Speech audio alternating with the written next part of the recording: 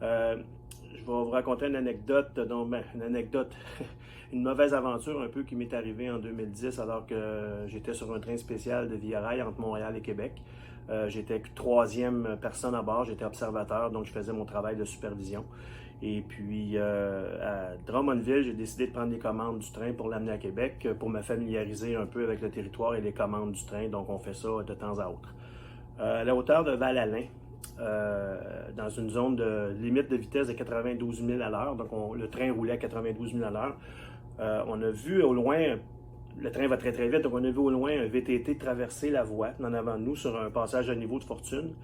Et puis, on a vu le premier passer, mais le deuxième, il y avait un deuxième VTT qui suivait de très près. Lui, il n'a jamais arrêté, il n'a jamais regardé si le train s'en venait. Donc, malheureusement, on l'a frappé de plein fouet à une vitesse excessive, à une haute vitesse. Donc, ce qui ne pardonne pas du tout. Donc, après avoir arrêté le train avec un service d'urgence, on a descendu, on a été voir si on avait frappé, si on avait pu...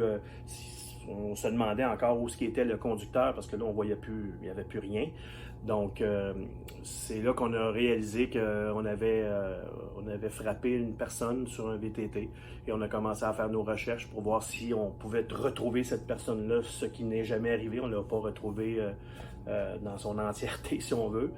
Et puis, c'est là qu'on voit, là, c'est là que l'adrénaline monte et puis là qu'on tombe un peu en état de choc. Même si on est quand même en contrôle, mais on n'est pas en contrôle total de la situation. En tant que superviseur, pour ma part, moi j'ai fait mon travail de supervision, donc appeler les secours, la police, les pompiers, la police avec le coroner, le train a été immobilisé de longues heures. Et puis, c'est lorsqu'on a réalisé que c'était un adolescent de 15 ans qui était aux commandes du VTT qu'on a vraiment, ça vraiment la boule a tombé.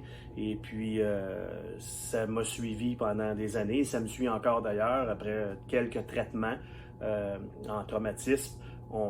C'est quand même assez difficile de s'enlever cette vision-là, puis de faire sortir le petit tiroir de ton cerveau avec tout ce qui était alentour, avec tout ce qu'on a vu.